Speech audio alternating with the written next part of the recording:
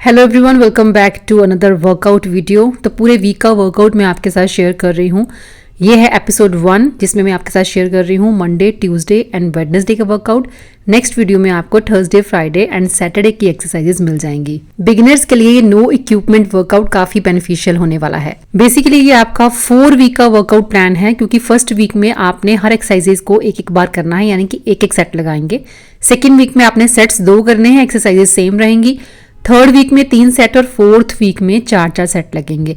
और after 4 weeks आप इन exercises में इतने कंफर्टेबल हो जाएंगे, इतने यूज टू हो जाएंगे, तब हम एक्सरसाइजेस चेंज करेंगे और मैं लेके आऊंगी आपके लिए अनदर फुल वीक वर्कआउट।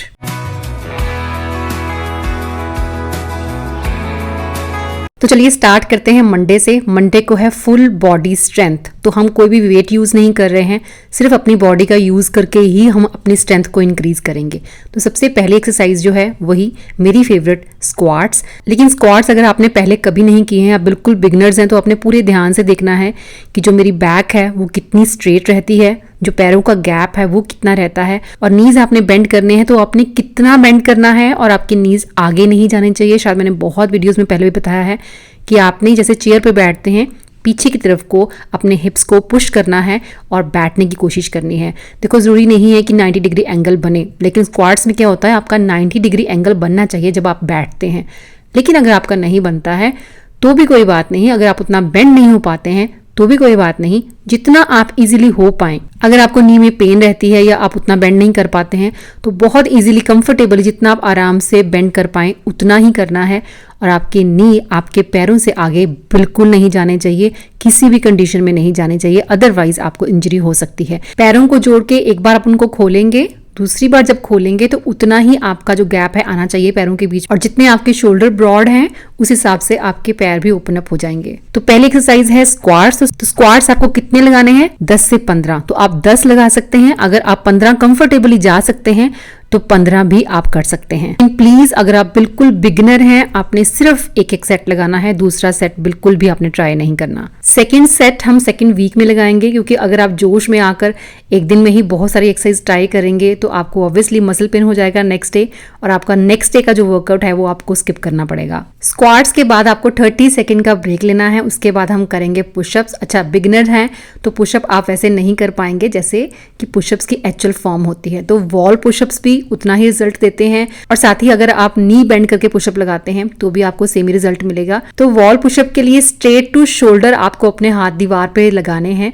ऊपर भी नहीं नीचे भी नहीं लेके जाएंगे, बिल्कुल सीधी डायरेक्शन में रहेंगे। बैक और लेग्स आपकी बिल्कुल स्ट्रेट रहनी चाहिए, उसको आपने आगे की तरफ बेंड नहीं करना, सिर्फ आपका फेस, हल्की सी चेस्ट आपकी आगे की तरफ जाएगी। और पुश बैक करते हुए आपको अपने चेस्ट में, साइड्स में वो स्ट्रेच फील होना चाहिए। मैं आपको 2 फॉर्म्स बता रही हूँ, एक है वॉल पुशअप, एक है आपको नी बेंड पुशअप। तो आप जमीन पे लेट के अपने नीज को नीचे लगा के पीछे की लेग्स को, लोअर लेग्स को ऊपर की तरफ आपको उठाना पड़ेगा। फिर आप नीचे की तरफ अपने आप को पुश करेंगे। देखो, बॉडी वेट के साथ तो फिर आपकी स्ट्रेंथ लगेगी और आपकी बॉडी में स्ट्रेंथ भी इंक्रीज होगी। अच्छा, पुशअप्स आपको कितने लगाने हैं? 10 to 12, इससे ज्यादा नहीं। कम हो जाएं बेशक, लेकिन अपने आप को उतना अनकंफर्टेबल नहीं करना कि आपको बाद में प्रॉब्लम फील हो। तो आप 8 लगाना चाहें कंफर्टेबली तो 8 भी लगा सकते हैं, मतलब शुरुआत 8 से कर सकते हैं। 10 से 12 से ऊपर मत जाइएगा। तो स्क्वाट और पुशअप का एक सेट लगाने के बाद 30 सेकंड का आपने फिर से ब्रेक लेना है। फिर आप प्लैंक की पोजीशन में आएंगे फॉर 15 सेकंड। टाइमर लगा लीजिए या 15 तक काउंट कर लीजिए। देखो, पैर आपके बिल्कुल सीधे होने चाहिए, स्ट्रेट आपकी बैक होनी चाहिए, आपके जो शोल्डर है उन पे स्ट्रेंथ आनी चाहिए। आप देख सकते हैं कि मेरी शोल्डर और आर्म का जो एंगल बन रहा है वो 90 डिग्री बन रहा है। अपने कोर को आपने बिल्कुल स्क्वीज करके रखना है, अंदर की तरफ आप उसको होल्ड करके रखिए ताकि उस पे स्ट्रेच बने, और एटलीस्ट 15 सेकंड तक आपने इस पोजीशन को होल्ड करना है, उसके बाद रिलीज कर सकते हैं। देखो, इजीली अगर इस तरह से हो जाए तो ठीक, अदरवाइज अपनी बाजू को, अपने हाथों को आप जोड़ भी सकते हैं, उसमें आपकी स्ट्रेंथ थोड़ी कम लगेगी। बिगिनिंग में आप इस तरह से भी ट्राई कर सकते हैं जैसे अभी आप स्क्रीन पे देख रहे हैं। धीरे धीरे फिर आप अपने हाथों को खोल के वो एंगल बनाना शुरू कीजिए जो एक्चुअल में प्लैंक की पोजीशन होती है।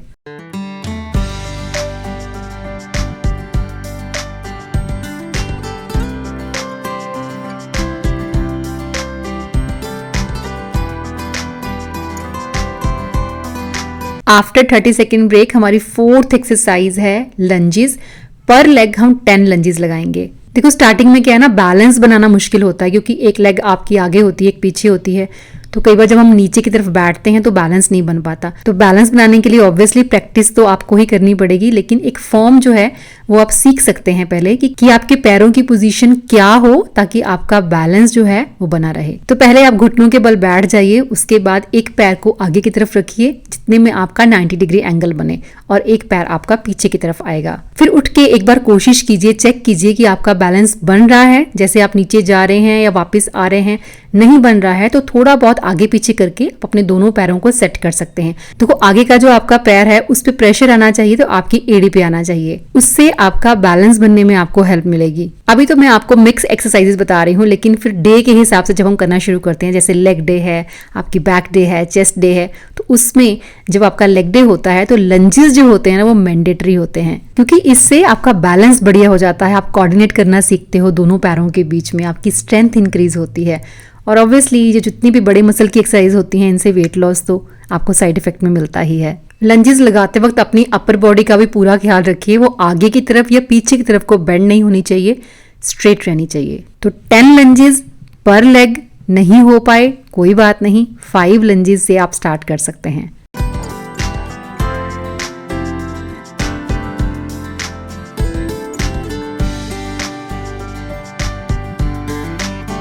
मंडे के लिए 5th और लास्ट एक्सरसाइज है आपकी ग्लूट ब्रिजेस। जमीन पे लेट जाना है, आपके एंकल और बट के बीच में ज्यादा डिस्टेंस नहीं होना चाहिए, थोड़ा क्लोज रखिए।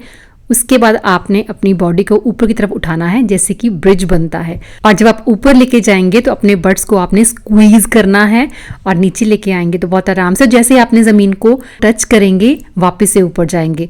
हो सके तो जमीन को टच करने से थोड़ा सा पहले ही आप ऊपर चले जाइए, वो ज्यादा एडवांस हो जाता है। प्रेशर जो है वो आपकी एड़ी पे आना चाहिए। अगर आपको प्रेशर डालने में मुश्किल लगे तो आप अपने पंजों को लिफ्ट करके भी इस एक्सरसाइज को परफॉर्म कर सकते हैं। इस पूरे वीक के वर्कआउट में मोस्टली हर दिन हम 5-5 एक्सरसाइज करेंगे, और पूरे वीक में आप अपने हर बॉडी पार्ट की एक्सरसाइज होते हुए फील करेंगे।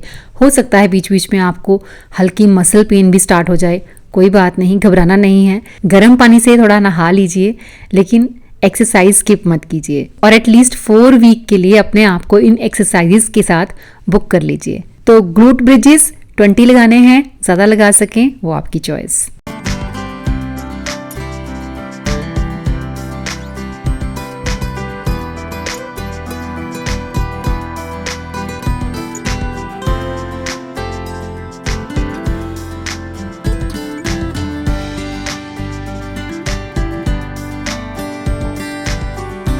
चलिए बढ़ते हैं ट्यूसडे वर्कआउट की तरफ, जो कि है कार्डियो एंड कोर।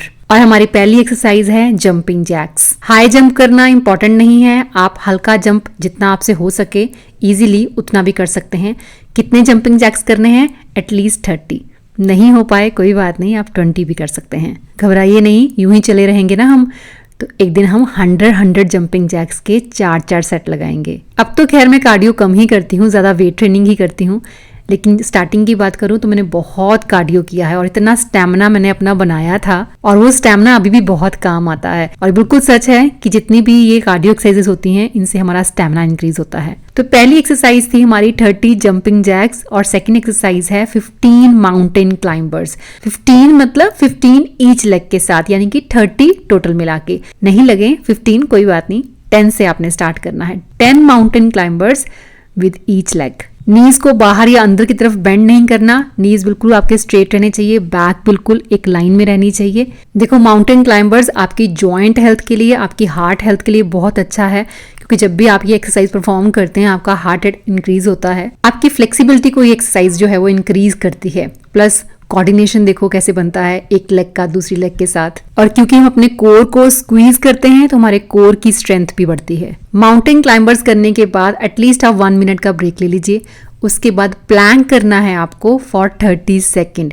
मंडे के वर्कआउट में हमने प्लैंक किया था 15 सेकेंड के लिए, लेकिन ट्यूसडे वर्कआउट में प्लैंक हम 30 सेकेंड के लिए करेंगे। और याद रखो अपना स्टैमिना, अपनी स्ट्रेंथ को इंक्रीज करने के लिए हमें अबव द लिमिट्स जाना पड़ेगा। सो ट्राई टू होल्ड जितना आप कर सको, और बाय द टाइम हम टाइम भी इंक्रीज करते जाएंगे।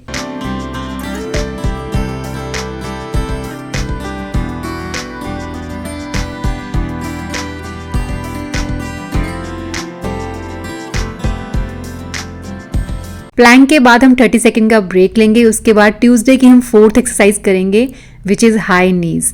तो 20 करने हैं आपको हाई नीज, यानी कि 20 high knees with each leg. Cardio है, हार्ट रेट तो आपको ऊपर लेके जाना ही पड़ेगा अपना, लेकिन जितना आप अपनी नी को हाई कर सकें उतना ही कोशिश कीजिए। एक्स्ट्रा चीज़ें करेंगे तो वही है कि इंजरी होने का डर रहता है। स्पीड भी बिगनिंग में जितनी आपको कंफर्टेबल लगे उतनी रखिए, ज़्यादा ओवर स्पीड करने की कोशिश मत कीजिए। आप स्लो डाउन होकर भी चीज़ें कर सकते हैं। वैसे भी ये वर्कआउट जो है आपका, जो फर्स्ट वीक का वर्कआउट है, वो आपका वैसे भी 10 से 15 मिनट के बीच में खत्म हो जाएगा, क्योंकि हम हर एक्सरसाइज का सिर्फ एक सेट लगा रहे हैं। तो ब्रेक्स अगर हम साथ में काउंट करें ना, तो भी आपका 10 मिनट से ऊपर का वर्कआउट नहीं बनेगा फर्स्ट वीक में। ट्यूसडे की 4th एक्सरसाइज कोर के लिए है, जिसमें हम फ्लैटर किक भी कर सकते हैं और टो टैप भी कर सकते हैं। फ्लैटर किक अगर आपको करनी है तो आप करेंगे 30, यानी कि 15 बाय ईच लेग, नहीं तो 10 बाय ईच लेग। बिगनिंग है तो जैसे आपको कंफर्टेबल लगे वैसे आपने करना है। अगर अपर बॉडी को लिफ्ट करके आप करना कंफर्टेबल फील करें तो वैसे कर सकते हैं, अदरवाइज आप बिल्कुल नीचे ज़मीन पे लेट के अपने हाथ अपने हिप्स के नीचे रख के सपोर्ट ले सकते हैं, फिर भी कर सकते हैं। अगर ये एक्सरसाइज यानी कि फ्लैटर किक अगर आप अच्छे से परफॉर्म नहीं कर पाएँ तो आप टो टैप ट्राई कर सकते हैं स्टार्टिंग में। वो आपको करनी है 15 टाइम्स, जिसमें हम अपनी लेग्स को ऊपर की तरफ लिफ्ट करेंगे, वापस आएंगे, टो टच करेंगे और फिर से लिफ्ट करेंगे। इसी के साथ हमारा ट्यूसडे का वर्कआउट जो है वो खत्म हो जाएगा। तो 5 एक्सरसाइजेज हैं ये कोर एंड कार्डियो, जिसमें आप अपने हार्ट रेट को बहुत ज़्यादा ऊपर जाते हुए भी देखेंगे और साथ में अपने कोर में एक हल्की सी मीठी सी पेन भी फील करेंगे।